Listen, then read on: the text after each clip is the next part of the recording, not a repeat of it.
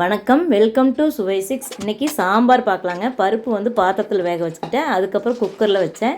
பருப்பு, அதுக்கப்புறம் கத்திரிக்காய், முருங்கைக்காய், குழம்பு மிளகாய்த்தூள், சாம்பார் தூள், மஞ்சத்தூள், உப்பு இதெல்லாம் சேர்த்துக்கலாங்க. தக்காளி ஒன்று சேர்த்துக்கலாம். கொஞ்சம் தண்ணி தேவையான அளவு போட்டுக்கலாம். பார்த்திங்கன்னா மூடி வச்சிடலாம். விசில் போட்டு வேக வச்சுட்டு இப்போ வந்து வெந்ததுக்கப்புறம் புளி ஊற்றலாம். புளி ஊற்றி ஒரு கொதி கொதிச்சதுக்கப்புறம் உப்பு பத்தலைன்னா பார்த்துட்டு போட்டுக்கலாம். பாருங்கள், இப்போ தாளிச்சுக்கலாம். எண்ணெய், கடலெண்ணெய் ஊற்றிருக்கிறேன். வெங்காயம், கடுகு, உளுந்தம்பருப்பு, கடலப்பருப்பெல்லாம் போட்டு வெங்காயம் போட்டு வரமிளகா 2 போட்டு தாளித்து ஊற்றிக்கலாம்.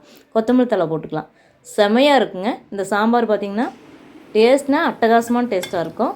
அதுக்கப்புறம் இது மிச்சமானால் கூட டிஃபனுக்கு சாப்பிட்லாம். கோதுமை தோசைக்கு கூட நல்லாயிருக்கும். அந்தளவுக்கு சூப்பர் டேஸ்ட்டில் இருக்குங்க இந்த சாம்பார். உங்களுக்கு என்னோட இந்த சுவை சிக்ஸ் சேனல் பிடிச்சதுன்னா சப்ஸ்கிரைப் பண்ணி சப்போர்ட் பண்ணுங்கள். அதே மாதிரி இல்லத்தரசி கோலம்னு ஒரு கோலம் சேனல் வச்சுருக்கிறேன், அதையும் பாருங்கள்.